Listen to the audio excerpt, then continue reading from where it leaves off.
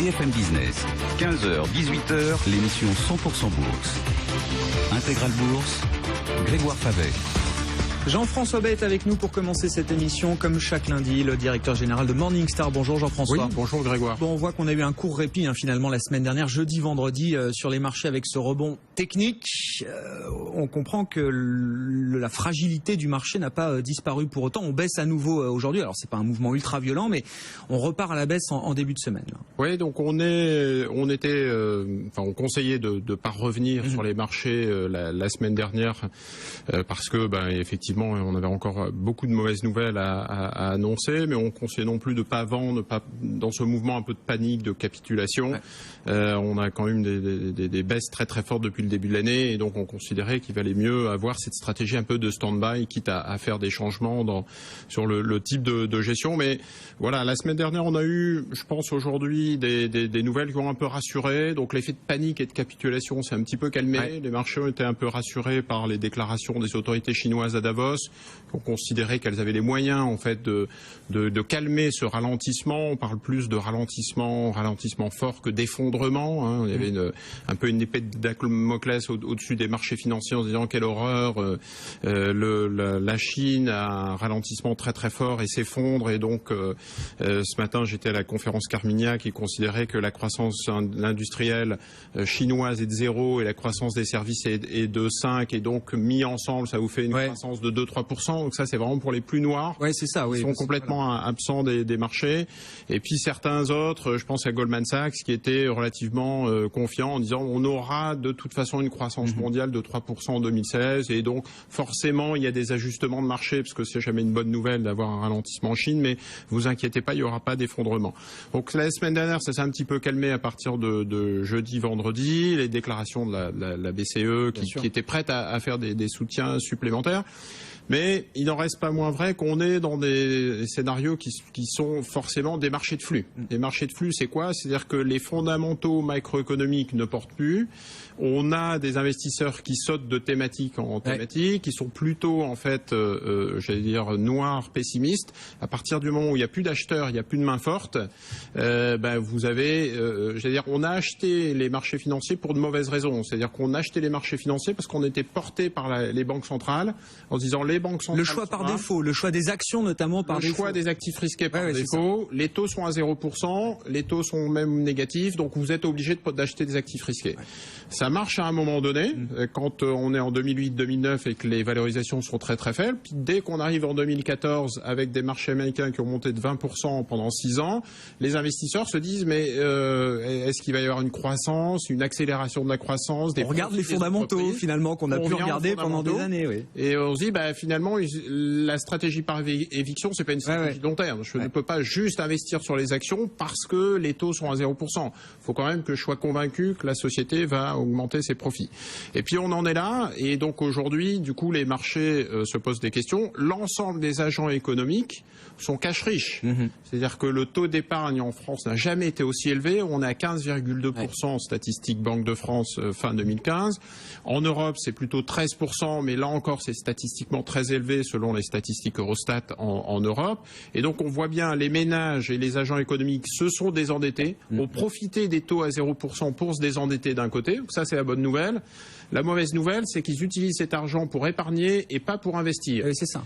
Et quelque part, les agents privés, même les entreprises, n'ont jamais eu autant de cash. Elles ne veulent pas investir. Et donc, on a ce problème de la demande de crédit et d'investissement, de prise de risque.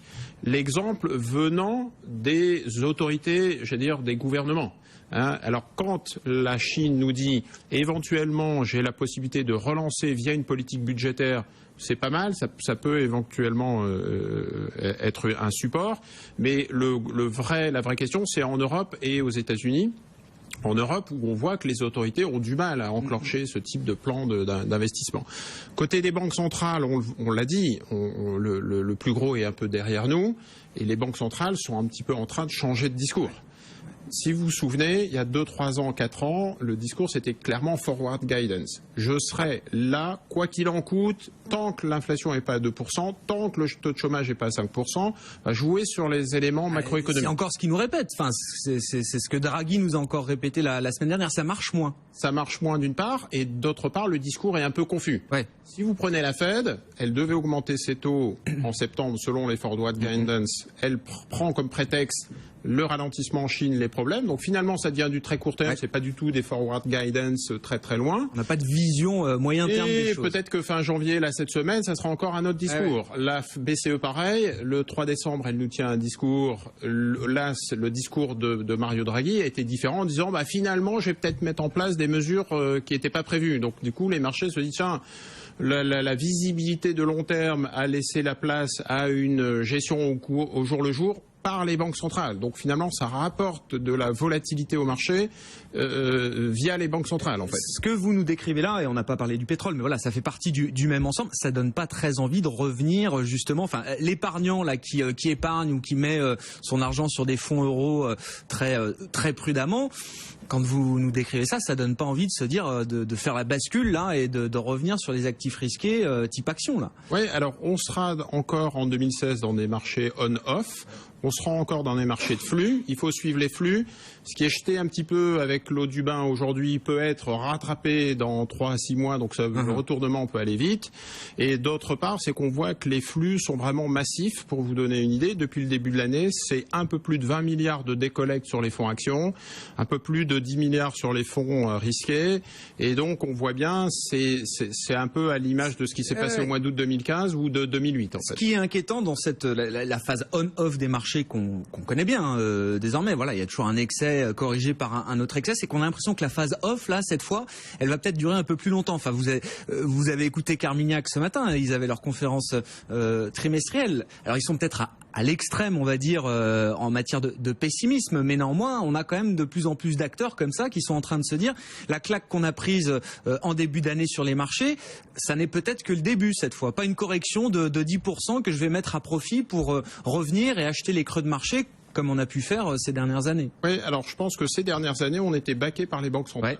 Donc ça nous donnait un filet de sécurité. Ouais. Si vous écoutez des arbitragistes comme ABC Arbitrage, par exemple, Dominique Séolin, qui est un excellent arbitragiste, il vous dit les banques centrales avaient tué la volatilité. Donc c'est la période avant qui est extraordinaire. On revient d'une période un petit peu normale. C'est un réveil un peu brutal. Mais c'est un réveil un peu brutal. L'élément aussi, c'est de se dire si les marchés vont un petit peu mieux, c'est pas tellement grâce aux banques centrales, on le voit bien, c'est artificiel. C'est déjà l'injection de liquidités qui ne se transfère pas à l'économie réelle. Ça viendrait sans doute la solution des gouvernements. C'est-à-dire où est le plan Juncker, pas le plan Juncker petit bras qui essaye de faire de l'effet de levier, mais une Europe qui, profitant des taux à 0%, l'Allemagne emprunte à 0, la France à 0, quelque chose, se dirait, tiens, bon Dieu, mais c'est bien sûr, les autoroutes de l'information, la biotechnologie, la santé, Internet, est-ce que je peux préparer la croissance et les investissements de demain ? Jean-François, on ne va pas faire de débat politique ici, mais sur les marchés, quelle crédibilité les investisseurs et les opérateurs de marché accordent-ils aux politiques ? Aux banques centrales, oui, on leur a accordé beaucoup de crédibilité ces dernières années, et puis on sait que ça marche, c'est pas des institutions élues, donc voilà, ils ont fait le job d'une certaine manière. Quelle crédibilité le marché accorde aux politiques ? Alors, la nécessité fait loi, donc ils seront bien obligés à un moment donné de relancer la machine, profitant de ces taux à 0%. Deuxièmement, je pense qu'on est dans une année 2016 un peu de transition où il faut profiter un peu de ces mouvements de dislocation. Et donc, on a parlé beaucoup de la gestion active, gestion alternative, long, short. C'est très très difficile de complètement s'exclure du marché et d'essayer de faire de la gestion flexible à son niveau, j'allais dire individuel.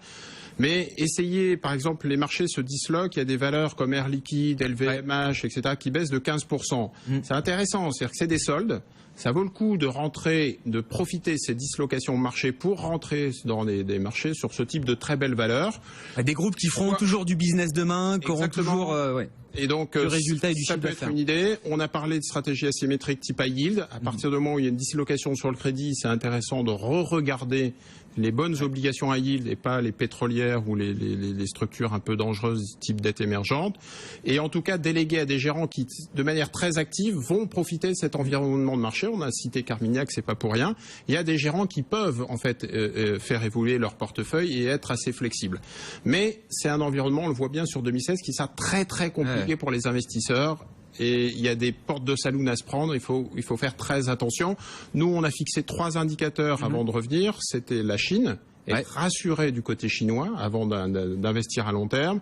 Le pétrole, puisque c'est très lié à cette crise autour, ce crack pétrolier un peu larvé. Il faut regarder notamment la volatilité sur le pétrole, l'indice OVX, donc la VIX sur oil, qui peut donner aussi un indicateur pour voir si la crise s'accélère ou se calme. Et il faudra que ça baisse, quoi. Voilà, c'est ça. Il faut que l'OVX, il faut que la volatilité sur le pétrole se baisse comme indicateur d'achat ou indicateur d'un peu de stabilité. Et d'autre part, les devises, la dévaluation sur le yuan et la Chine, et là encore toujours l'épée de Damoclès. C'est pour ça qu'on ne revient pas de manière franche sur les marchés aujourd'hui. Merci beaucoup Jean-François, merci d'avoir été avec nous. Jean-François Bay, directeur général de Morningstar sur BFM Business.